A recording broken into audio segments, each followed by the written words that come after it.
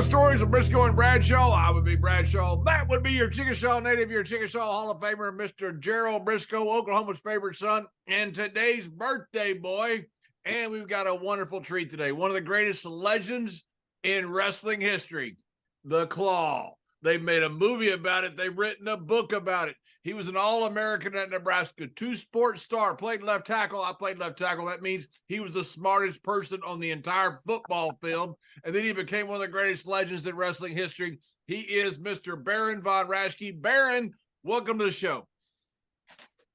Thanks for having me. I'm really impressed with who I am. I am too. I am too, Baron. I've known you for 100 years, and I never knew all those things about you, man. My partner, he's the research guy, and but when he says, he tried to rub off on you. I know you're one of the smartest guys on the football team, but I had my doubts about Layfield when he was playing football. He couldn't get the snap count right. He couldn't get that hut go. It was confusing. He couldn't get on the right hut. Always on the third hut. Is it? I wish I would have known that growing up, man. No, I might have been a better football player. No wonder you were offsides all these times. But man, it's a pleasure having you on. Your son came and saved the day, and you and him and your lovely wife Bonnie helped us all out getting this thing organized. John and I have had some great experiences with guys my age. Trying to get on the internet. Stan Hansen's one of the all-time greatest, and he's one of the all-time best that we had getting on the show. So thanks to everybody that involved getting this show hooked up, man. But we want to talk about you. Tell us a little bit about little Jimmy Raschke before you became Big Jim Raschke from Nebraska. Well, I was always little Jimmy Raschke growing up because I lived in Nebraska. Anyway, as things happened, I was born into a family. I had an older brother, myself, and a younger brother. There were three boys, and my younger brother and I always looked up to our older brother. And my older brother went to high school and he played three sports, and so I wanted to be just like my older brother, and so did my brother Art. So Ron was my older brother. And he played football, so I went out for football when I got to high school. He played basketball, so I went out to play basketball. But after the first week or so, they figured out I couldn't dribble or shoot. You're probably a lot like my brother trying to play basketball. My brother Jack, that you know very well. He would knock everybody down, and when he grabbed the ball, he didn't know what a pass or assist was. Some of his old teammates told me Jack would shoot every time he had the ball in his hand. Well, that's one way to play, I guess. So sure. So which brother? How did you finally end up in the sport of wrestling then? By going out for basketball. The coach said, "We don't need you no more." Didn't let me finish my story. They let me come to practice for a couple of weeks, and then they put up the list who made the team, and I wasn't on the list. So I went to, you got to keep busy and stay out of trouble. So I went to Mr. Eckfeldt, the wrestling coach, and I said, I'd like to go out for wrestling, blah, blah, blah, blah. And he says, well, the season's already started and everybody's going to be ahead of you, and you'll probably just get your plow cleaned. That's the way he talked. Get your plow cleaned and you'll probably quit right away. He says, why don't you come back next year and we'll see what'll happen. So I didn't get to go out when I was a freshman. So wow. Yeah. Anyway, I was kind of aggravated by it, by the way. But I can tell you grew up in a country area and get your plow clean. A lot of city folks don't understand what getting a plow clean means. Means getting the crap beat out of you. Exactly. Anyway, so the next year I played football. I sort of caught on to that, and I played football in the fall, and then I went out for wrestling, and the winter sports, one of the winter sports. And I was kind of chubby for my age, by the way. I was still a little Jimmy Raschke. I hadn't quite gotten up there. And anyway, I went out and I started to wrestle, and I was always being picked on by my older brother's friends, and I could kind of hold my own with them and didn't know anything about it, wrestling. Anyway, so I caught on pretty good, and Mr. Eckfeld was Vern Eckfeld. He was a good coach and brought me along, and I didn't make the varsity till I was a senior. Wow. I started as a sophomore because they had a guy that had placed in the state just ahead of me, and I kept scratching my head because we had wrestle offs, but Mr. Eckfeld liked Calvin Henry more. I guess I don't know if he liked him or more than me, but he just thought he was more experienced and could handle the job better. Anyway, so I wrestled second team my sophomore year and my junior year, and Calvin had graduated the year later, and I was there with 2 or 3 other heavyweights, and I was. Well, you must have really caught on if you got a scholarship to Nebraska, because they had a pretty salty program, not only in football back then, but also in wrestling. When John and I were trying to figure out your timeline when you were playing football, was you around when that Remington, that big center, was around, or was he after you? He was after me. He was after you, yeah, quite a bit, yeah. Yeah, but yeah, who was coach there? Was Devaney the coach there and had all those great Nebraska teams, or what? No, when I was there, it was a guy from Oklahoma. His name was Bill Jennings, Coach Bill Jennings. And I remember his halftime remarks. You used to seeing Newt Rockney and on the TV, being honored by TV, and he had the halftime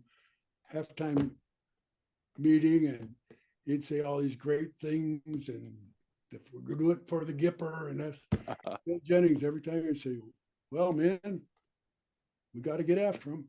We got to get after him. Okay. Anyway, that was your inspiration. Get after them.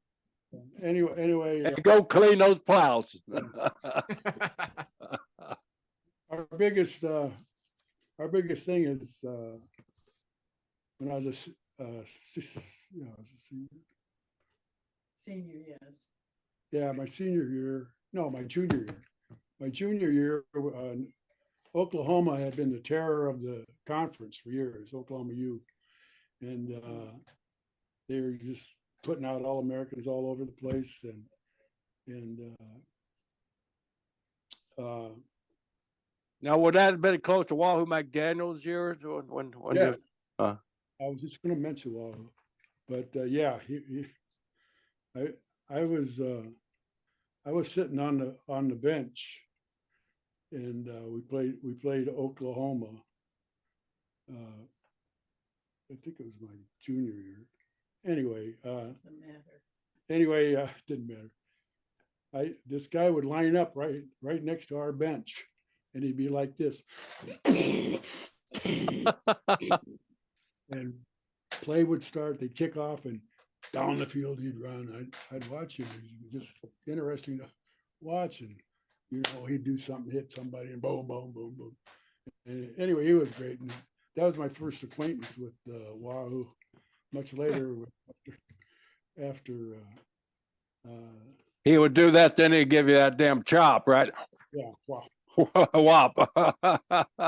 Anyway, that's that. He was, and he became a great friend of mine too. So, So after school, how did you end up? I know you had some great competition with another great amateur wrestler and a guy that got into our business too, Bob Roop, the Olympian Bob Roop. You had some good Greco matches wrestle off for the Olympic team with them. Did you make the Olympic team, or did Roop and you kind of swear off? I I actually made the 64 Olympic team. Tokyo, Japan, right? Tokyo, yeah. I was going to go to Tokyo with a lot of great athletes from all over. Anyway, we got to. I was in the Army at the time, so I got to pick and choose, and I would be able to leave the fort and go wrestle in different areas of the country, and and there'd be qualifying matches for the Olympic team. And then they had the Olympic trials at the expo it was in New York on Long Island, and I happened to be stationed in Brooklyn at Fort Hamilton. I was drafted, and somehow they found out I had wrestled, and I'd made the world team the year before in 1963, and I was the second American to ever place in Greco-Roman wrestling in the World Championships. Wow. His name eludes me now, but I know him well. Anyway, so I won the tryouts for the Olympic team. Went to down to the academy, the Naval Academy in Annapolis, and they brought down some guys that had also just for people to work out with, I guess. Anyway, I got one of them injured me. He hooked my arm low and threw all of his weight back. He's a big guy, strong guy, and we hit out of bounds, and my body went over my arm, and my elbow went, and anyway, it blew up, and it was like a big ball instead of an elbow. Anyway, I made the team, but I didn't get to go to the Olympics. I should have been able to go, but they didn't. They didn't take people who couldn't, were That was a 64 one? 64, yeah. Uh-huh. Yeah. Anyway, I'm almost over that, by the way. Almost over. Well, we'll get you over it real quick there. So you didn't make the Olympic team. What kind of sparked that interest in the world of professional wrestling? Well, I hadn't been too interested in it. Amateur wrestlers, Right. Back in those days, it was taboo. We kind of think about professional wrestling a little different than the average person does, and so let's see. Yeah. So in 65, I tried out for another world team. And you blew out your knee and you ended up in the hospital. No, I don't remember that. We'll get to that. I made another world team in 65. Right? Yeah, 65. And anyway, one of the guys I trained with at the military academy in West Point, I met. He was there in 63 too. No, 63. 64. Anyway, it was Mr. Bob. Yeah, who cares about the dates? I mean, yeah. We had to work out against each other every day. Who's that? You and Roop? Yeah, Bob and I, and the third guy was a guy from Minnesota. I'd seen him wrestle as amateur. He went to the University of Minnesota, and his name was Charlie Coffey, and he was a 136 pounder. And why am I saying and? But anyway, he and I and Bob Roop became fast friends, and once in a while we'd get on the highway and hitch a ride to New York City, see what the big city was all about. Didn't amount to much, you know.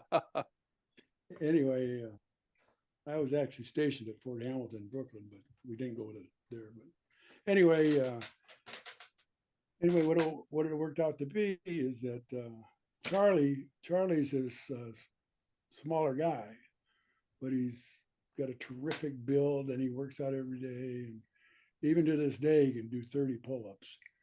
And he's got a grip like a kind of grip like Danny Hodge. He can grab you and he likes to say, and crunch him. Anyway, but we'd have Charlie, who looked really rugged, smaller but rugged, and me, and I was tall and strikingly handsome. And, but Bob had very modest. Bob had this beautiful baby face, and which was not an expression I learned till later, but anyway, so we'd put him out on the highway. Charlie had to be back in the shadows, and if a car pulled over, the three of us would converge. Anyway, that's how we traveled. And Bob was our key to getting the rides. So, I don't know what else you want to know. So when did the interest, how did it work out to end up getting into professional wrestling? What happened that sparked it? How'd you hook up with it? Okay. I had a deal that I could go to the New York AC every day and work out because I was in Brooklyn in the Army, and they would let me come and work out. Bill Farrell was running the wrestling program, and he was from Lincoln, Nebraska, so we had a sort of a connection. And he was running the wrestling program, and he said, "Sure, come and work out." So I'd get on the subway, I'd take care of my sergeant that I worked for. I was a biology major, I was biology major in college. So the Army gave me a job as a food inspector. They didn't send me to the school that was in Chicago. That's a great job for a wrestler, by the way. Yeah. Not so bad for a heavyweight. So anyway, I'd show up I would get up in the morning, and I didn't have to stand for inspection because my job had me going there before the wake up horn blew. Anyway, I'd be down at the commissary. It was a big grocery store, and my sergeant would be there in a little office, and I'd show up, and he'd say, I'd say, "What do you want me to do today?" And he'd say, "Well, why don't you go down and check out those Sara Lee cakes, and we'll have to test those." And I'd go down, pick up a package of Sara Lee cakes, and he'd sit there and eat them. And he had a bad habit. He'd also. That's a very rigorous testing policy. Yeah, wow.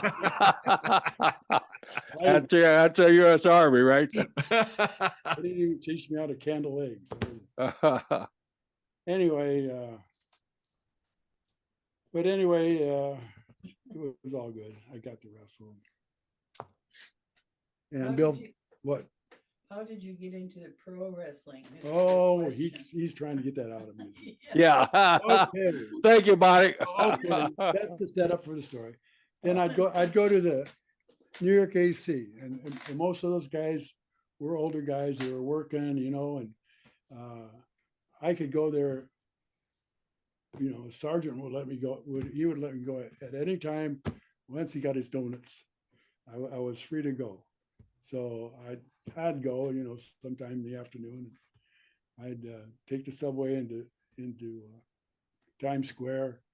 I'd look around and what am I doing here? Anyway, then I'd go to the AC around athletic club at 3 or 4 in the afternoon, and there'd be nobody in the wrestling room because they were all working. You had to wait till 5, 6. before they'd start coming in. But I'd be there, and they had a track. It ran around a gym, which was a basketball court. It was upstairs, up above, and it took 27 laps to make a mile. So I'd be running those laps and just staying in shape a little bit. And they had a good weight room too, so I do that stuff. And then around 5, 6 later, the guys would start to come from all their various jobs around New York, and it was diverse, a lot of different guys. And one of the guys, I think his name is Jerry Greenlaw, something like that. Anyway, but he was a smaller guy, he was the first guy there. And, you wanted to just mess around. So we'd go around, blah, blah, blah, blah. And whatever I was doing, I jammed my foot in the mat somehow, and my knee didn't explode, but it hurt a lot. And that puppy swelled up. So anyway, it turned out I'd torn a cartilage, and so I was shipped off to the Queens Navy Hospital, the Queens Navy Hospital, which is in Queens, New York. And I woke up, and after the surgery the next day, I woke up, and in the bunk next to me was another guy, and he just had his knee done, and he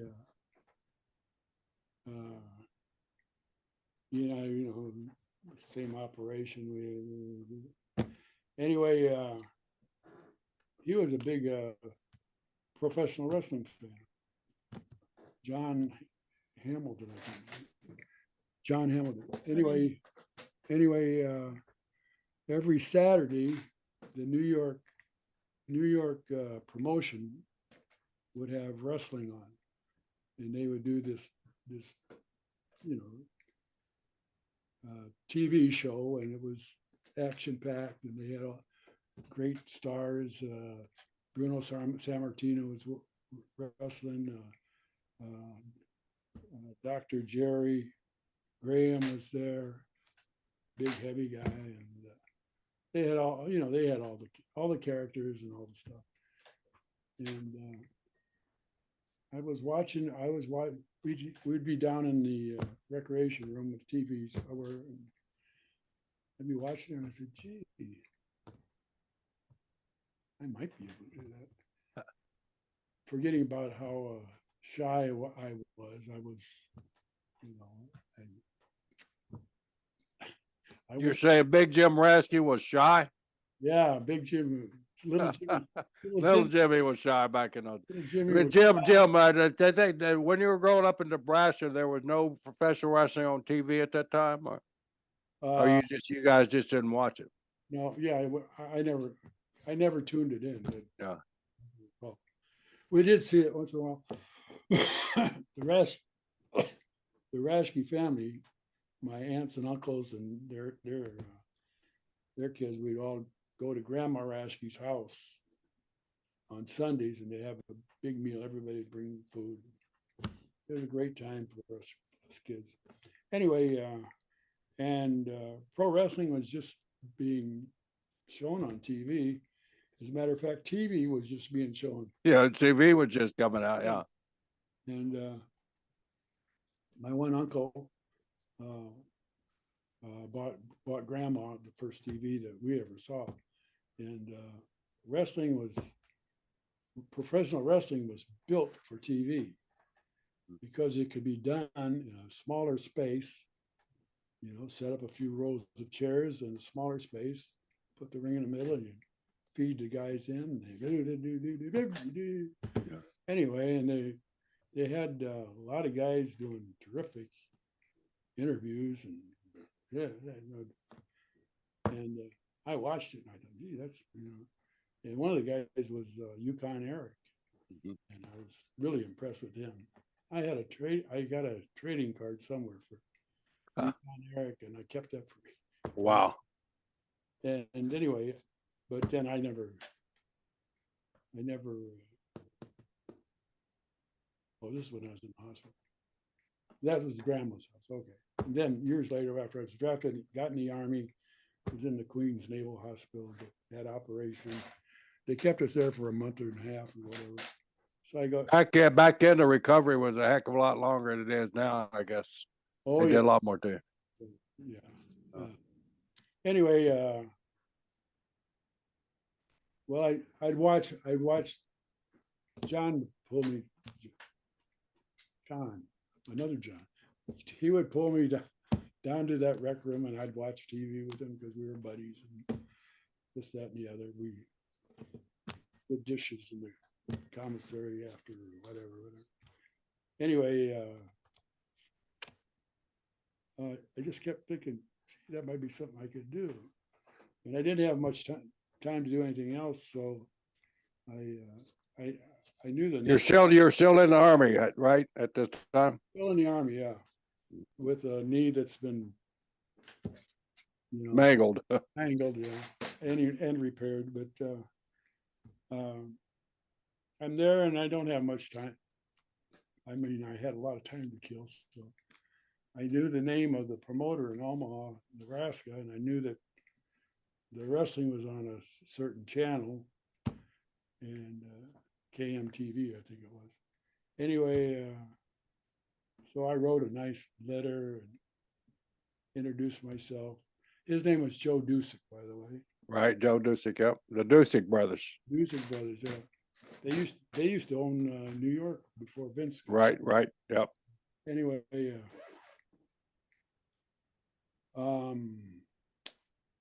I wrote him this nice letter, and I put all of my wrestling accomplishments on it, told him I'd like to maybe, if I asked him if he could train me to be a professional wrestler, what it amounted to. And sure enough, he wrote me back a nice letter, nice reply, and said, well, when you get out of the Army, check in with me. And he gave me his, whatever, he gave me his address or phone number. Oh no, he just said, come to the TV. And yeah. Anyways, so I thought, well, yeah, it was a nice letter, and I kept it. So eventually I got out of the Army. Kennedy was shot in 1963. The day I was inducted, by the way. So I remember it well, standing in the rain, Fort Leonard Wood, Missouri.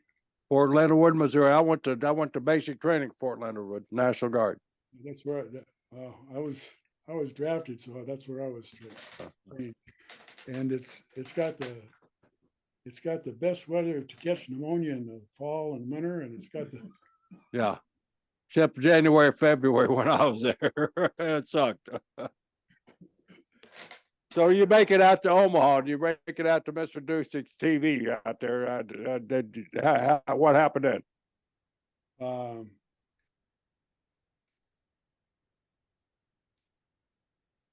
got something. You sent you to Vern. Huh? You sent you to Vern. Anyway, yeah, I got hold of Joe Dusick, and he said, "Well, come to the TV. I on such and such a street." And I said, "Okay." On a certain night, and he would introduce me to Vern Gagne, because Vern Gagne had his operation up in with Wally Carbo up in Minneapolis, and his talent would come to Omaha, and it was one of their towns. Joe Dusick actually ran his own territory, but he'd use Vern's guys, and Vern was the champion of the territory and whatever. So anyway, I met Vern, and he says, "Well, maybe." Did you know who Vern was from amateur wrestling? Not really. I'd seen him on TV, and he'd been, he was an Olympian. And, yeah. I didn't know that much about him. Anyway,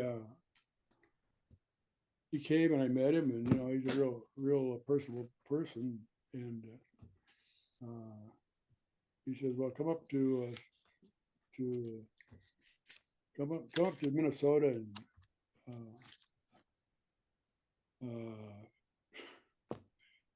come up to Minnesota, and I'll see what you got."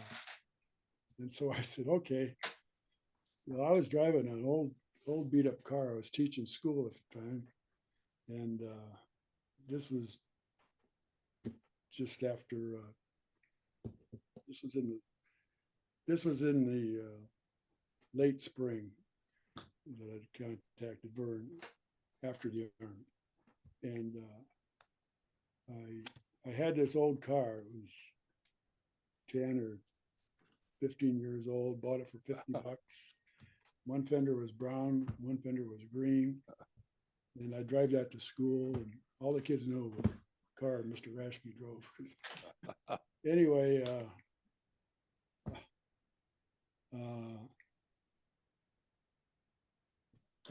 I didn't really feel too comfortable driving from Omaha to Minneapolis in that car, but my younger brother, who happened to be in the Navy Reserve, stationed in Fort Omaha in the Navy. I don't know how that worked. Anyway, maybe it's the big Omaha seaport they have. Yeah. Target Lake, a backwater of the Mississippi or the Missouri.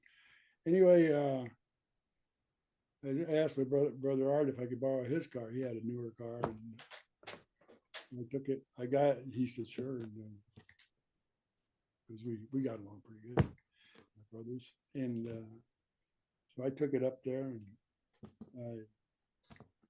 I found the wrestling office, and Vern had pneumonia at the time, so he couldn't work out for a few weeks. But anyway, he got over the pneumonia, and so he had a setup at a barn. He owned some property with an old farm with an old barn, and one of his brothers, he's from a family of 13, I think. One of his brothers lived on it with his family. But out in the barnyard, he had a big ring set up, full-size ring, cemented posts, the posts, and it was a big ring. And that's where the first workout started. And, he tested me, see if I could wrestle. I passed the test, I guess. So anyway, The workouts weren't the Vern Gagne workouts later on where he was trying to hurt guys all the time, was it? No, he didn't. He didn't have that mentality. He just he would have embarrassed you probably, but he wouldn't hurt you too much. I don't think he didn't do that with me anyway. So how long did your training last before you had your first match? Well, my first match, the sequence was I was going out there every day, and sometimes Vern would be there, and sometimes he couldn't be there, and blah blah blah. But I would go there, and then he'd also have me come to the TV shoots every week, and they did that at this Calhoun Beach Hotel, and that was where they did their weekly TV show, the live one there, and then the tapes would be made and they'd be sent to Chicago and Winnipeg, Timbuktu, and a few of them probably showed up in the Azores. I don't know. In the Azores. Yeah, you know where that is. No, where is it? I think it's over by Portugal. Okay. Jerry, that's where I'm going in 2 days. Well, What? that's what? Yeah. I've never been there. I'm going fishing there in literally in 2 days. I'm going to the Azores. Oh, I'm flying to Lisbon, Portugal, and it's a Portuguese island about I don't know how far off. It's 2 hours and 45-minute flight from Lisbon to Horta Azores, which is the smallest island at the bottom. It's the marlin fishing heaven. I'm going for my buddy's 60th birthday, whose dad started the marlin fishing industry in the Azores, and he wants to go back and see where his dad was and all that stuff. So I'm what a random name to bring up. I'm going there in 2 days. okay. Way to go, Jim. That's right. I get to brag about going to the Azores to go fishing. Yeah. Anyway, that reminds me of my Aunt Chovy. She loved to fish. She lived out in the Azores. Real close. Maybe John can look her up down there. Yeah, I'll say hi to her. I asked Aunt Chovy one time, why do you like fishing so much? She said, just for the halibut. For the halibut. Halibut, I get it. But anyway, okay. Anyway, you're training with Vern, you go to TV. Who were your trainers at the barn? Once in a while, somebody would be in town, and Vern would bring him out to the barn. Wilbur Snyder was one of them. Larry. Hennig? No, not Larry Hennig. He was around then, but Sabisco? no, not Brisco. You're not that old. Huh? You're not that old. Heinemi. Larry Heinemi, yeah. Yeah. Later, Lars Anderson. Yeah. Lars, that's what I was going to say, Lars Anderson. I didn't know ours were, damn, he's old. Yeah. Anyway, he came up once, and but then they set me up to be the ring guy. So they had all these spot shows and. Wait, that's something that's really confusing. Here, Vern's got this Olympian, and you're there training. You show willingness and you show some aptitude that you really want to get in this business. And the first thing he does, he puts you on a road crew setting up rings. That's a hell of a way to train an Olympian to me. Yeah. You inspired Bob Roop not to go there because of that. That's the reason Roop came down here in Florida, because he didn't want to follow what you had to do, be a referee and travel around with the ring for a couple of years. Well, I actually, for me, it was real helpful because, I got to referee 5 or 6 matches a night, and I'd set up the ring, referee, and tear it down, and go to the next town, over and over. But I was in the ring with all these different guys, and everybody's got their own little style, and you learn things, you pick things up. Mm-hmm. And I think that helped me a lot with getting some basics that were very important. But anyway, they had me doing that for 3 or 4 months, and then probably more like 3. Then I finally had my first match. Yep, and that was in Milwaukee with Billy Red Cloud. Billy Red Cloud. Yeah. And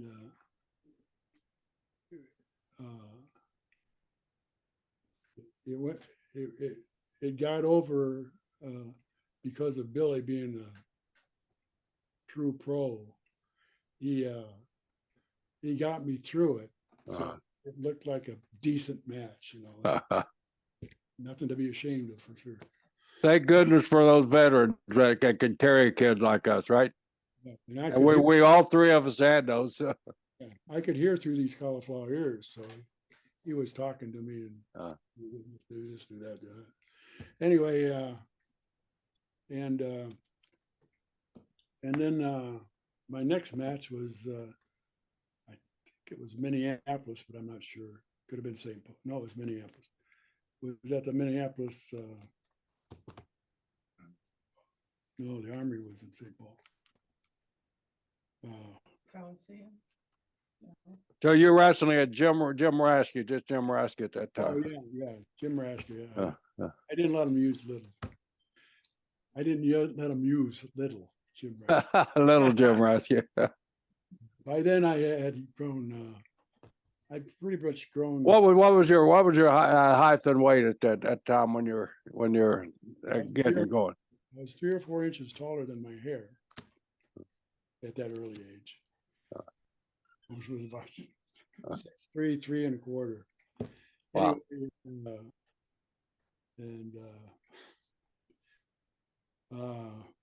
And I weighed about probably 215, 220.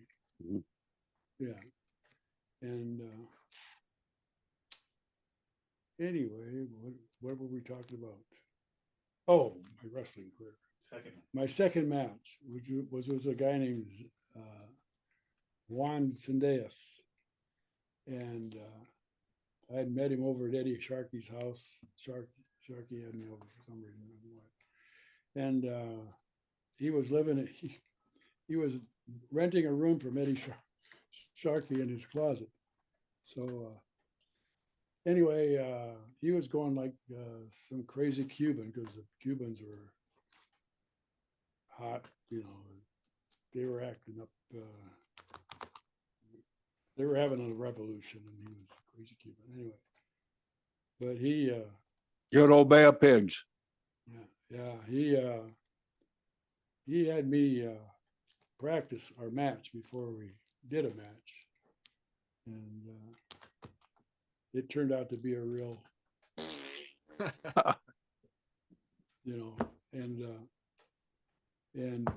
but Vern hadn't seen my first match, but he saw that match. He says, he had this thing he did with his forehead and his hand. They would meet when he was a little bit perturbed. Anyway, they kept me anyway. I kept refereeing. Eventually,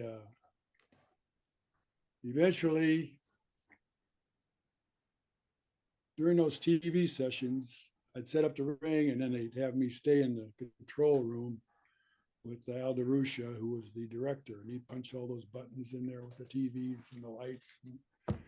And it was in a hotel, but the wrestling was probably on the 3rd floor, I don't know. But the wrestlers got dressed in the basement. They'd come up on the elevator when they had some communication to get them up. And just as they were being introduced, they'd walk across this doorway. They kept the door open because it was usually warm in there, in the control booth.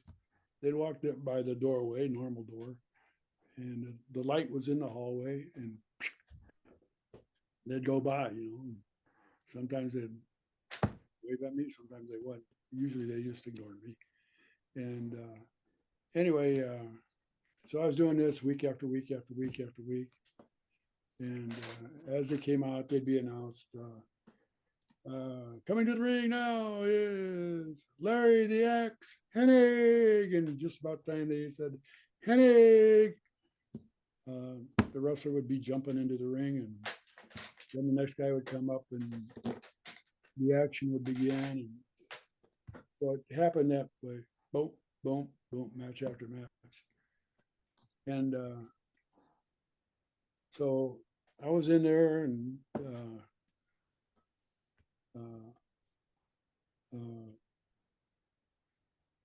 it was time for a match, and they started to introduce,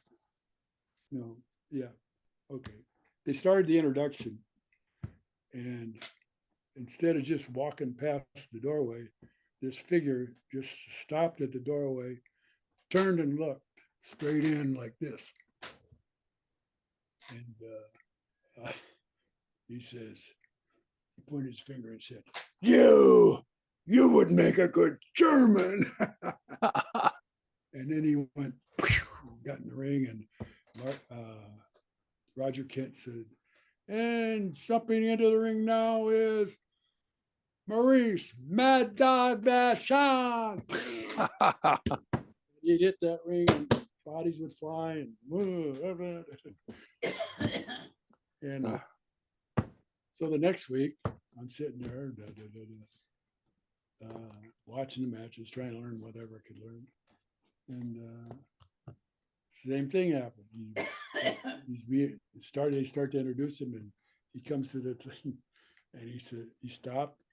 He said, "You would make a good." And to be honest with you, I was probably a little bit afraid of it. Was he jumping the ring? I think a lot of people were. They were very wise, very wise. And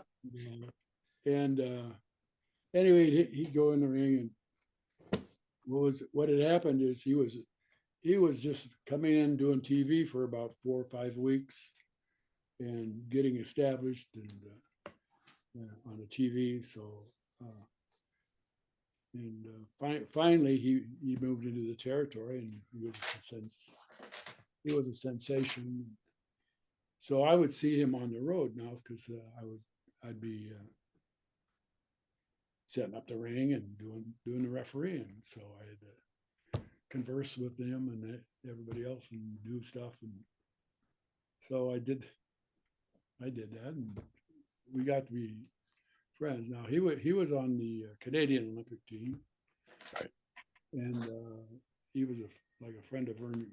That was back in '48, I guess. And he and Vern were friendly, and anyway, he respected what I'd done, and whatever. But we became kind of chummy. And so he says, Baron. He called me Baron then, because I wasn't. He said, You wasn't a Baron at the time, though, right? "Oh, I still Jim." It's still Jim, okay. Jim, yeah, I still Jim. Anyway, Jim, is your heritage German? huh? Is your heritage, is your family German? Yep. So when he said you make a good German, he was right. Well, that was my final. Yeah, about the third time he did that, I said, I am German. I said in a sweet little voice, I said, "Well, I am German."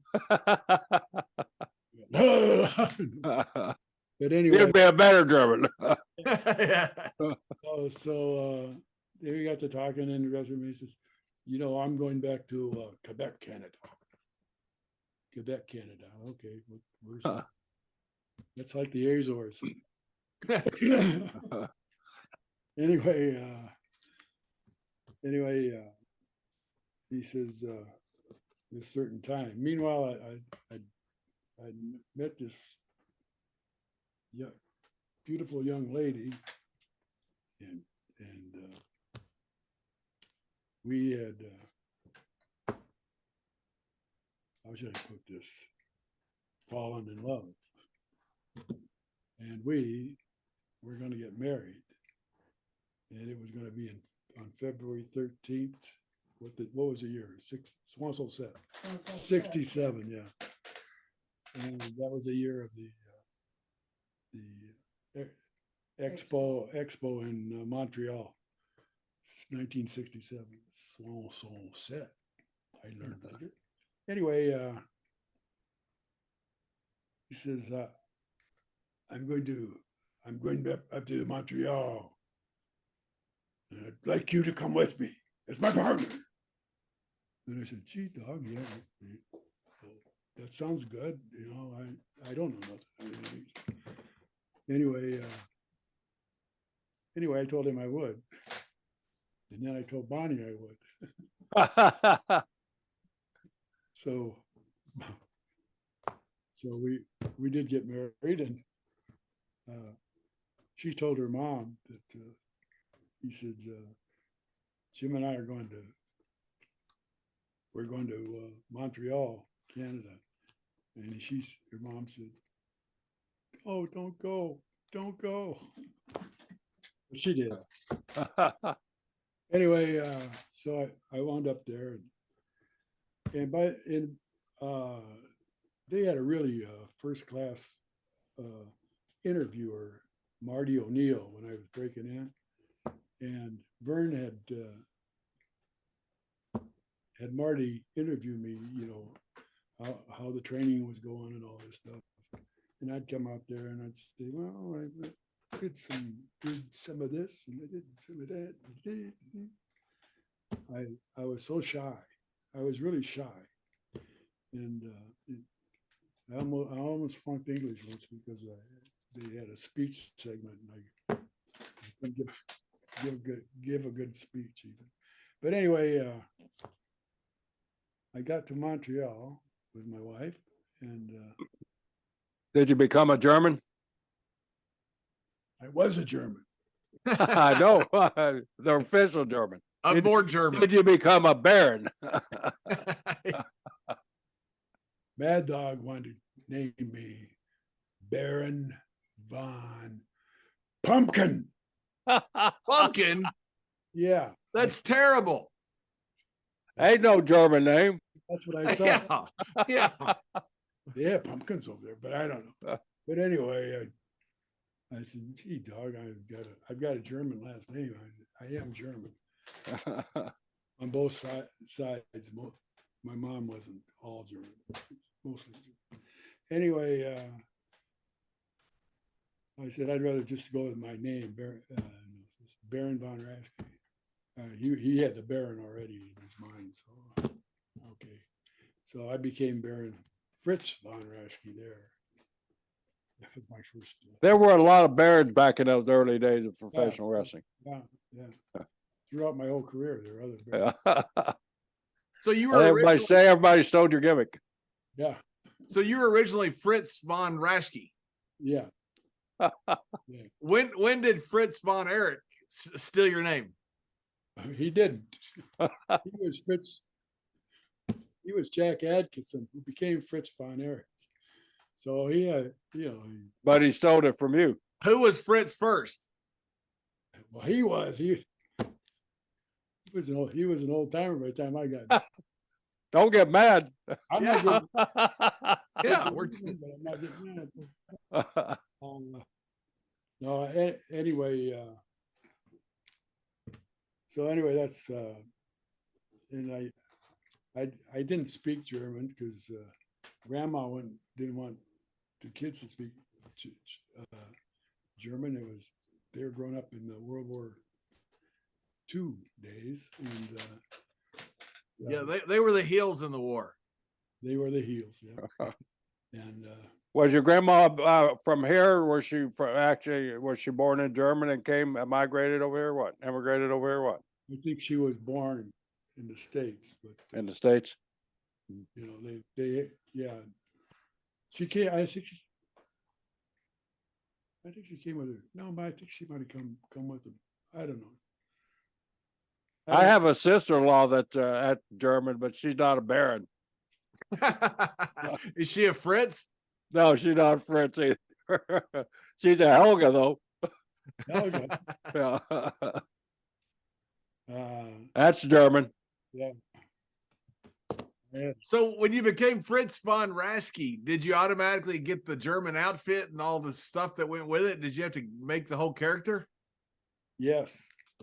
My wife's roommate, who she was living with, her and two other girls lived in an apartment complex. And remember Charlie Coffey from earlier? I mentioned the little guy wrestler. He and I and another big guy, Tom Lampy, the Finlander, we decided to move in together when I first went up to Minnesota. They were both starting teaching careers, and I was interrupting my teaching career by becoming a pro wrestler. Anyway,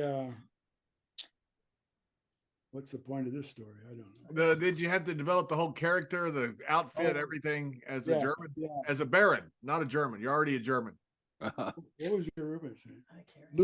Lucy. Lucy. Yeah, Lucy. She made this beautiful cape for me. Red satin on one side, black satin on the other side. Beautiful. It hung on me so well, and it looked so good. I had the audacity to have a swastika put on it. What do I know? Well, anyway, so the first time I wore it was in Montreal at the Paul Sauvé Arena, and that was my first introduction to being Fritz Von Rasche, first official. That was the first official. You know, JBL tried to be a German in Germany and got fired by NBC for doing a Fritz Von Rasche gimmick. I did. Yeah. It didn't work out well for me. I was a German for a very short time. I got a lot of heat over it. He just got hired. Who, NBC? CNBC, yeah, they fired me. I worked over there as Baron Von Raschke, and nobody bothered me. Yeah. You had better look. You had better. But you're real German. Yeah, you were German. I wasn't. Yeah, what'd you do? The goose step dance or something like that? Yeah, that's right. In the middle of the match against Eddie Guerrero, trying to get heat with the crowd, came back and he got heat, all right. But I got a lot of heat. I ended up being called a Nazi in the post. I had a lot of heat. Yeah. Got fired from CNBC. Yeah. Well, anyway, I got rid of that. So did he. So did yeah, so did I. I figured out. He's never been a German since. No, and I won't be again. So you got it all to yourself now, Joe. Yeah, I learned my lesson. You Fritz Von Erich and Fritz Von Rasche can have it all. So, anyway, did you get heat right away with it? Right when you come out with the swastika and the cape and everything? What kind of heat was there? well, one thing leads to another here. Mad Dog was over sensational, and he was an amateur wrestler and everything. Right. But he had turned to the other side because he really is a little bit off. Yeah. And he's a tough guy, but anyway, so he had a ton of heat all by himself, didn't need any help. But when I came out, it just kind of worked together because he's not a real tall guy, and I'm fairly tall, So we had this little guy who was much more dangerous than I would ever be. And anyway, they got even more angry with him bringing me on as his partner.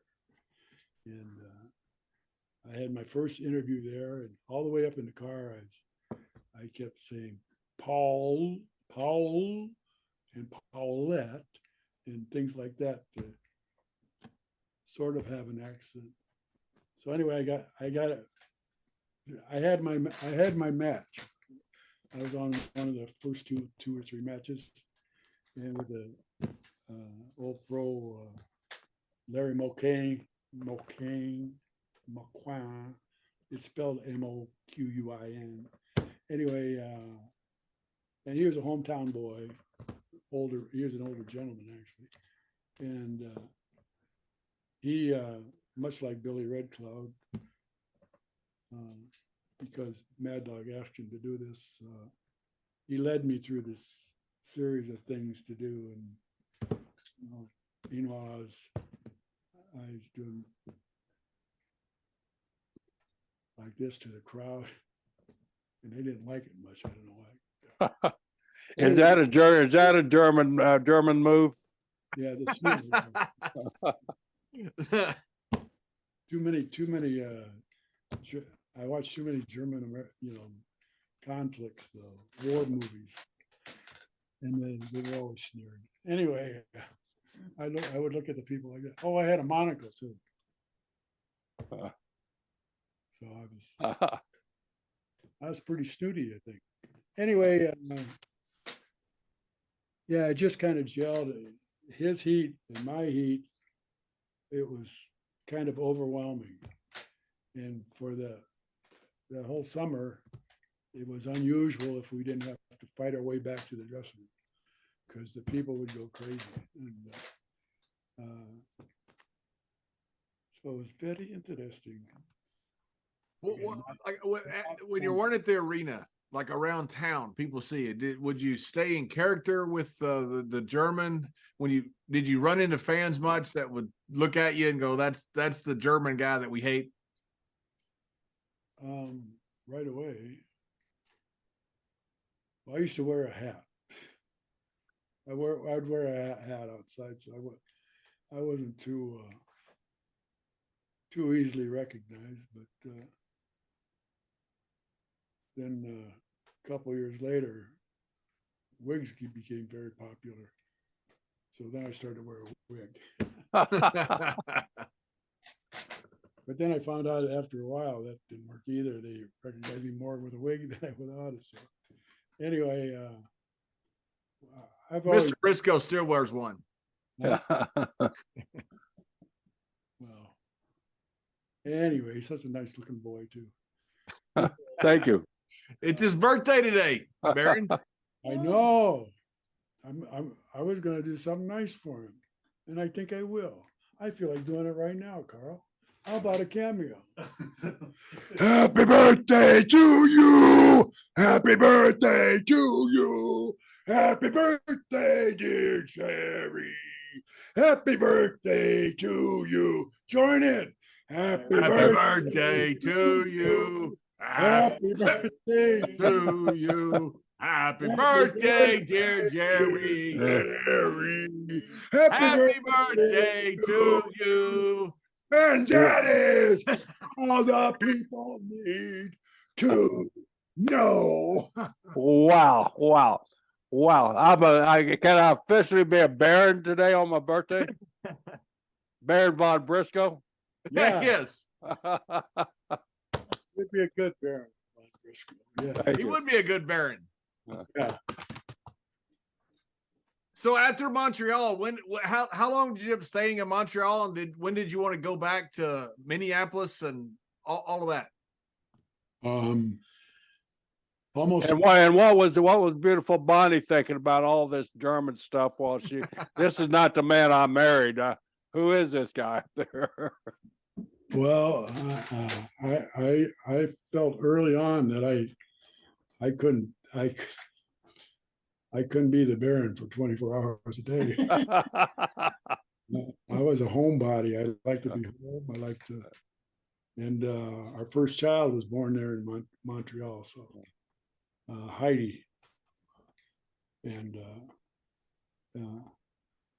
I think I was pretty mellow at home, and the friends and neighbors who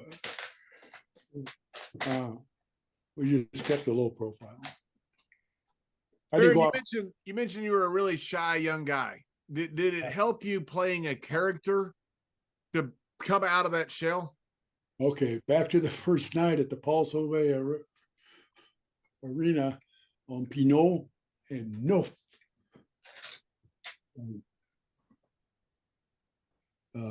Street number 9.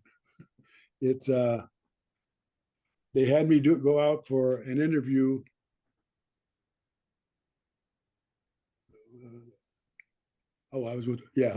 They had me come out with an interview during the break in the show with the Mad Dog. So he's coming out and I'm coming out, and they're interviewing in French. Most of the audience is French. A lot of people, that was their only language. Most of them spoke both languages. Anyway, the announcer says, we have Mad Dog Vashon here and the Fritz Von Rasche here.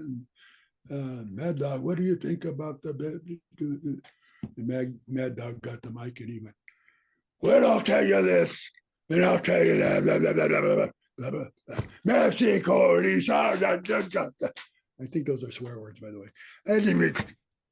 Anyway, he had this terrific, really vibrant message.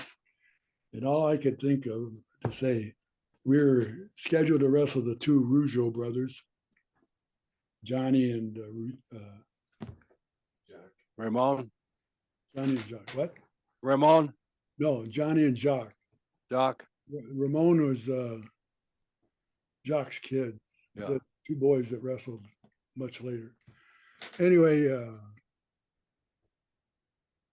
and they were, of course, the fan favorites because they were French Canadians, born there, raised there, and a spot Mad Dog could have had too, but anyway, I chose not to. Anyway, so Mad Dog got on there. He had this terrific interview, all in French, speaking in French, and then he said to me, "And Baron, what do you think about Rougeau brothers?" And I said, "With the Mad Dog, I will." My accent was a little better. I will win. I must win. I am trying to win. Win. I will just start. I will just start. I will just start. Just start. Just start. I was saying destroy, and I must have said it 50 times in the two minutes, whatever it was. And the people were going crazy because they didn't understand me in any English. But I said it kind of like Mad Dog would say it. And anyway, by then we were taken away. And so, well, the next show was sold out. That's all I can say. That's all. When did you bring the claw in? Let's see. Montreal 1 year, Heidi was born. Then we went to Toledo, Ohio. We wrestled for Eddie Farhat, the Sheik, for a year. Montreal year, there a year. Then we went to Texas, didn't we? Dallas, yeah. Then we went to Yeah. Dallas. Oh, Toledo. No, okay, yeah. Then we went to Dallas for another year or so. Oh, how far apart are you guys? Jim, what I find is amazing here that here you're kind of a rookie in the business, but you're top guy. You're main event guy almost from the very beginning of your career, and that's amazing. And you to get that spot, not only to get that spot in one place, but then you got to carry it to another place, then another place. You're really getting over at the time, and you had to have a lot of talent to maintain that position. So you were really learning on the fly. You had a lot of guys helping you out along the way, I guess. Oh yeah. A lot of guys helped me, and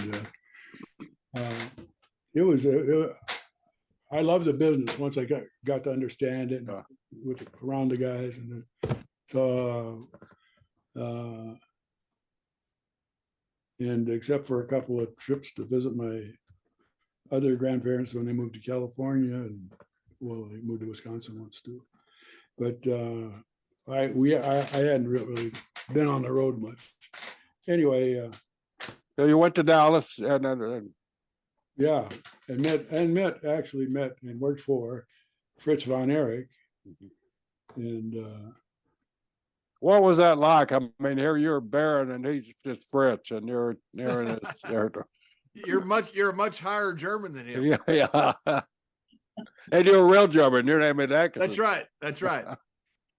yeah, he's Swedish or something. Anyway, I got along good with them. You know, they took care of it. They paid decent. And, was this the battle of the claws at the time? You had somebody clawing the head claw, or what? How did that happen? I think John had asked where that claw developed. Where that claw developed. No claw. No claw. Never. Not Fritz's territory anyway. Well, Don Jardine had it down there. Yeah. And they had the claw versus claw matches, and Waldo Von Erich was down there too. And matter of fact, Waldo was in when Mad Dog got in his car went off the road, and he broke his pelvis, split his pelvis or whatever, and he was in the hospital. But anyway, luckily Hans Schmidt was, who is a French Canadian. Hans Schmidt was there, and he took over I mean, he became my partner for our rest of our stay there. But anyway, Hans Schmidt, myself, Hans Hermann, who was a German that was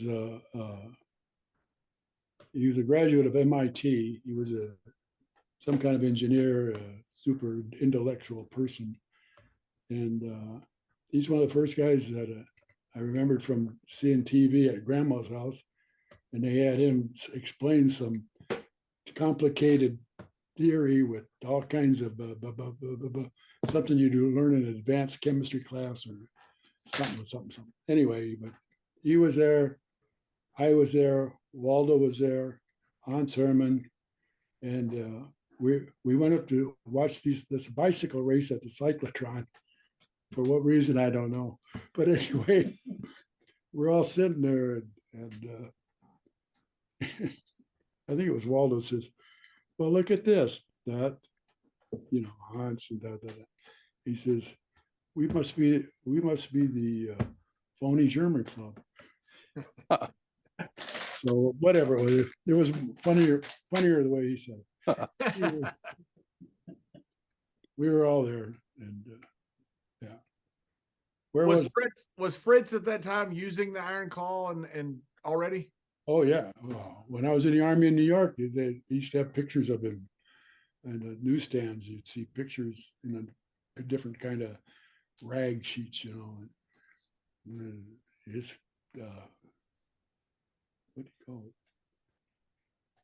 I don't know. That claw was be part of the thing, Tell them about St. Louis. Yeah, that's what I'm building up to that. I'm making them suffer. Hey, making that slow babyface comeback. They're going to get to the St. Louis there. I'm waiting until you get just a little nervous. We're in Dallas. We're in Dallas now with all the Germans. All the real Germans are in Dallas, Texas right now, right? Yeah. So, and you're the only one without the claw? No. Waldo didn't use a claw. Waldo didn't use the claw. He had a hold. He'd lift you up. He'd lift them, the opponent up like this, squeeze his knees together around their head and drop to his knees. Pile driver. Well, it was he called it something else, but I can't say that on TV. Anyway, we're not on TV, Jim.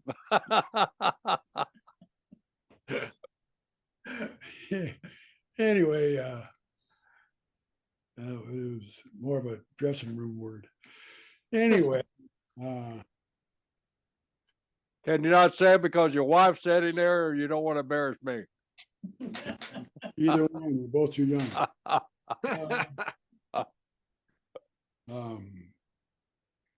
Well, I don't know. Let's see. Then we went to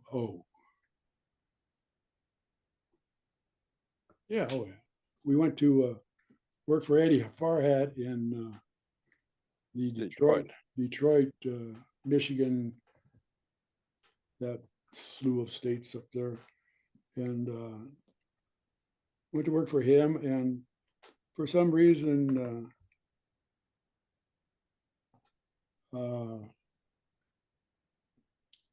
we were doing well, and that's where our son Carl, he was born in Indianapolis. Oh, that was Indianapolis. Mm-hmm. You're not there yet, Carl. Sorry.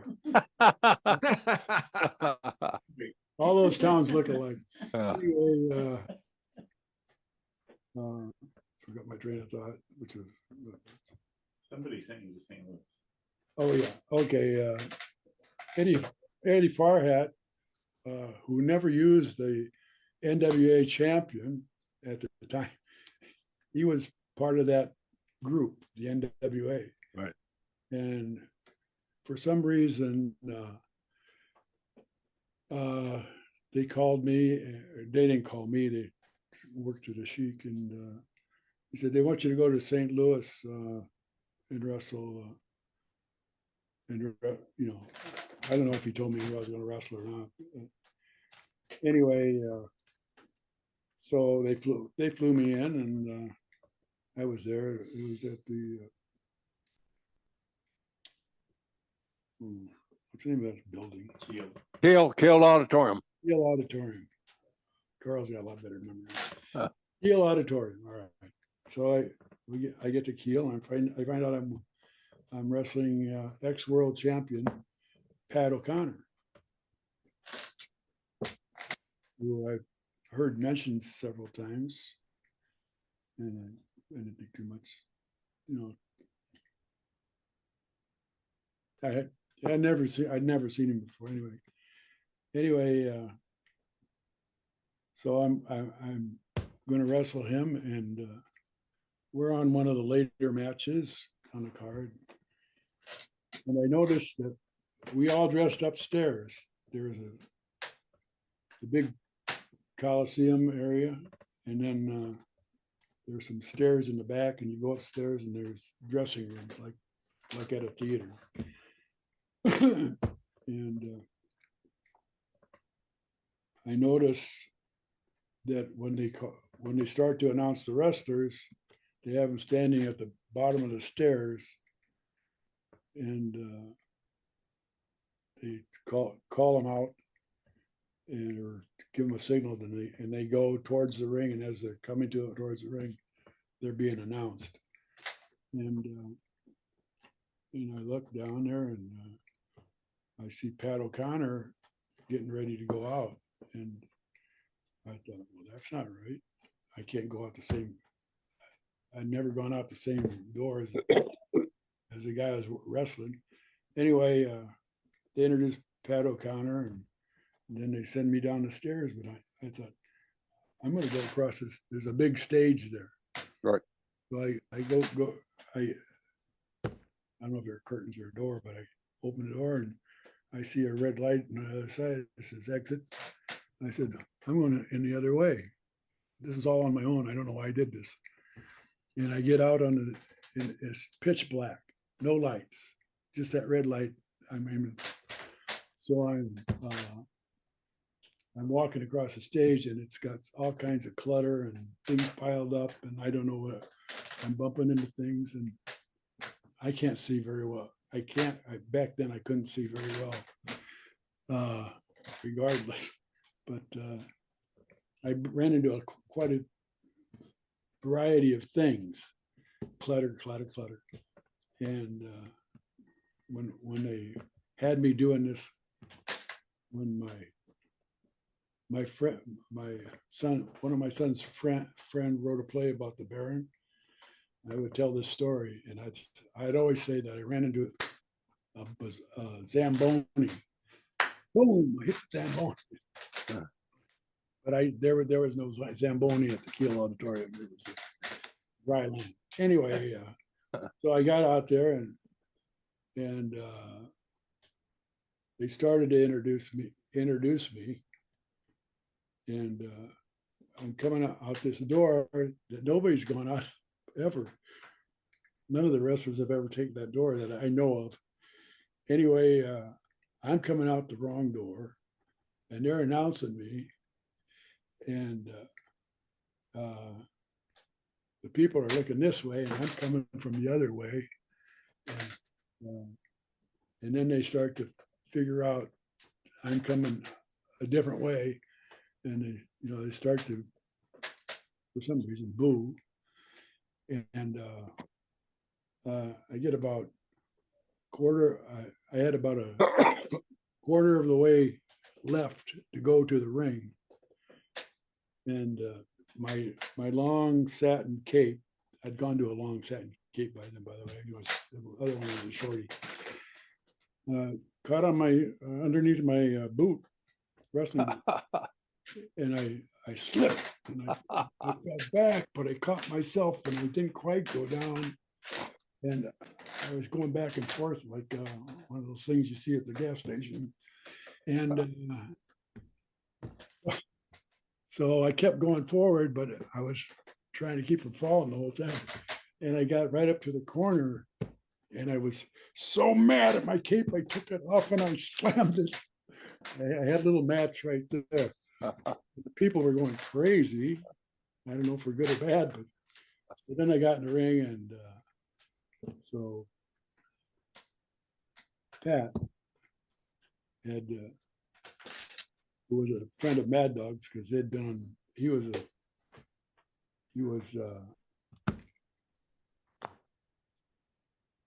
from Australia. He was from New Zealand. on the Olympic team. He was on the New Olympic, Zealand. New Zealand Olympic team. New Zealand Olympic team. He's the same one that Vern and Mad Dog were on. So they all knew each other. Anyway, I found out that connection later. But anyway, he was a real gentleman. He says, listen, kid. I said, okay. And he led me through a series of different maneuvers and things. And eventually he worked me into a position where he had me laying flat on my back, but he had he had my one leg up in the air. And otherwise I was flat on the mat. And he had my one leg, and he had it up here by his chin and his shoulder. And he's doing like this, like he's really putting pressure on, which he was, by the way. And the crowd would go crazy, and I was reacting. Every time he gave it another, I gave it a lot of this. And the fans thought he was going to tear my leg off.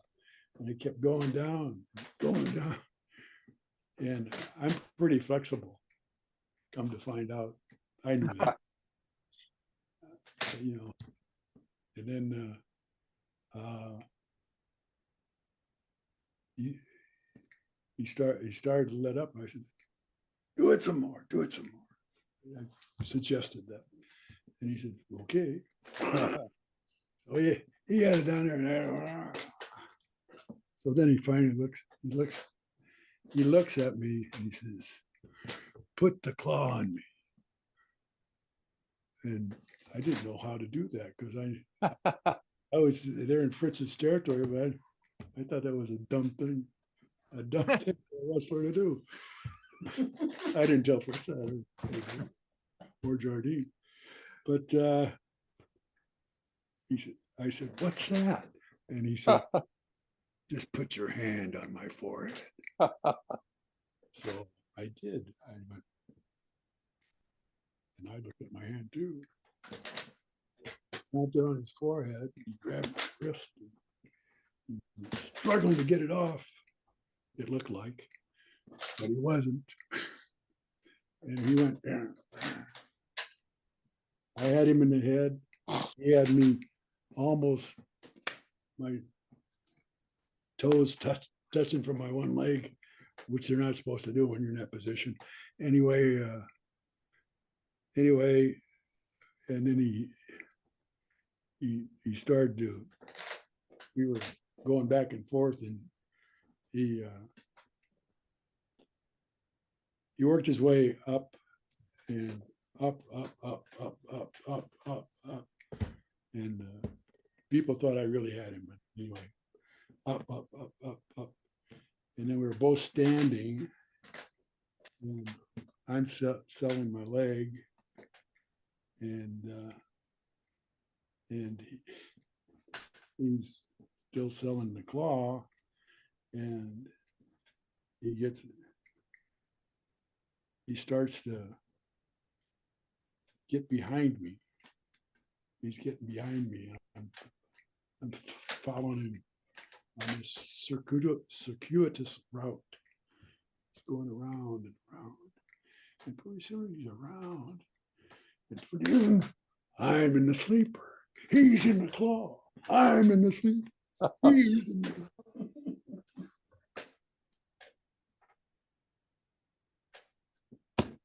Down I go for the count.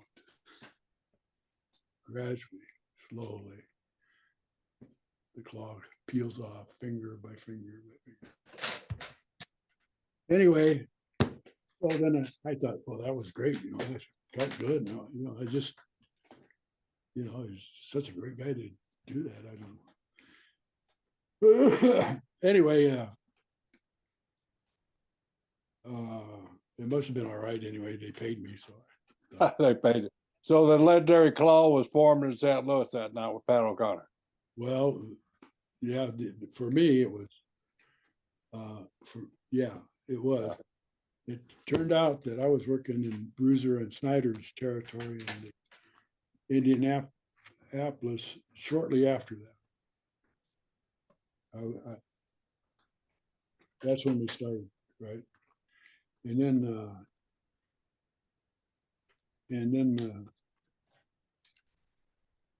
so it's got to be almost a year later. But anyway, we moved. Things happened, whatever.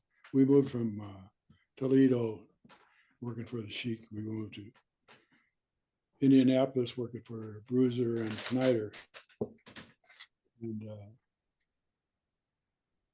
Pat O'Connor came up to a show that we were having at the fairgrounds in Indianapolis, and he talked to Dick the Bruiser, the brain behind the corporation.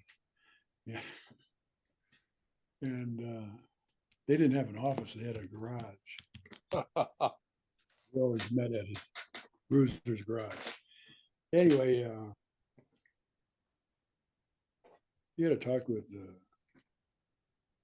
Bruiser, and Bruiser had a talk with me. He says, Pat wants you to do the Claw tonight. And so I said, oh, okay. You know, it was with Pat, and we'd had that thing. And so, and we did it. We did it there, and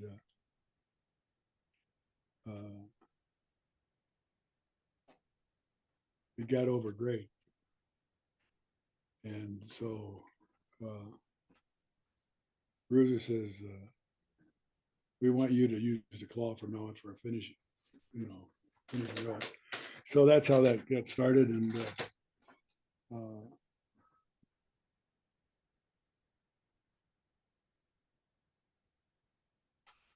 let's see. What an amazing thing that Pat called that all on the fly. He called the claw on the claw, the fly, the sleeper hold. I mean, I've never seen that combination to go into the finish. That's just amazing. You know, the old vets that you two guys are part of now. For some strange reason, it wound up the same way. Yeah. but Pat was like that. Pat was probably one of the most creative guys in our business, and in the ring, as you could be and have for a dancing partner with in the ring. Pat was so fantastic to work with. He was great. Yeah, just wonderful. Wonderful man too. Wonderful person. So that's where I officially became Fritz Von Rasche, the Claw. The Claw. Yeah. And the Claw for me was born. And so from that, did the run go? Then when your long run came in Minneapolis, right? Was that when you went back to Minneapolis and you had the Claw, you had the Baron? Yeah. You were the main German. We had Carl by then too. Hey, Carl too. Yeah. Hi there, Carl. He's a Hoosier. And the robe. You still had the robe after you slept on it. You didn't burn the robe up, didn't you? No, you didn't. Let's see. Did you ever work much for Vince Sr.? I know I was reading your biography. 1977, you had a big match with San Martino in the Garden, which is huge. But did you work much for Vince Sr. during that time, or was it just kind of a trade-off working with Vern and going in for just some shows here and there? No, I actually worked. They got hold of me. I was working in. You're in Minneapolis. Yeah, it was Minneapolis. So that was after that. Yeah, I was working in Minneapolis when they brought me in to work the New York territory. Yeah. Do you remember why they brought you in to work with Bruno? Was that the main primary objective that was Baron against Bruno? Oh yeah. He had started working in the Indianapolis territory for he and Vince were having meetings of the mind. I don't know, money troubles or whatever. Anyway, but he started working for Bruiser, and we got along great in the ring, and did a lot of business, him and I. And anyway, they got hold of me, and I was on. Let's see, yeah, I was working in Minneapolis by then, though. Yeah, and then we went to. How am I doing all this stuff? Doesn't matter the order. Yeah. We moved from Minneapolis to Connecticut. Oh yeah, we moved from Nebraska to, Minneapolis to Connecticut. So I was working for Vince at the time, and it was that's what they did. They brought in different people who weren't too popular in territory. Yeah, were you told you were going to get like a 3-match run with Bruno or anything like that? Because isn't that how they usually set those matches up with Bruno back in those days? I knew I was going to have a match and a return, but I did. Yeah, I think I probably wrestled him 3 times. But I wrestled with him probably 20 times in Indianapolis area. Yeah, and then we had a nice run. How long was that run in New York? About 9-10 months. About 9 or 10 months. I'm Yeah, cool. And primarily it was with Bruno. For building up, we worked I worked every night, but yeah, that was for the. Was Monsoon working at that time where you stayed? Yeah. Did you square off against Monsoon any? I sure did. You sure did. Tell us about that. What for? He actually used to work out at the New York AC. Yeah, he was Ithaca, New York, right? The heavyweight for Ithaca. Was that when it was still on Central Park South? Yeah, New York AC. Yeah. No, this is at the New York AC. I don't know where. I think he did go to Ithaca, but he used to work out at the New York AC. But that was before I got there, so he was already wrestling as Gorilla Monsoon. And but anyway, I did work with him a few times. Yeah, he was great too. Well, Baron, we sure appreciate your time today, man. We know we put you under a big inconvenience here. We kind of rush these things, but to get the opportunity to get you here is second to none, man. We sure appreciate it. Appreciate your time. Appreciate Carl and Bonnie assisting. And wait a minute, you got to appreciate the birthday wishes too. The Baron sang you a birthday wish that. It don't get any better. I guarantee you, it don't get any better than what I just had there. Thank you all. Thank everybody for that, man. I appreciate another year on this planet, another trip around this damn old sun here. Having fun, man. That's all the people need to know. Happy birthday, Jerry. Thank you, Baron. Happy birthday.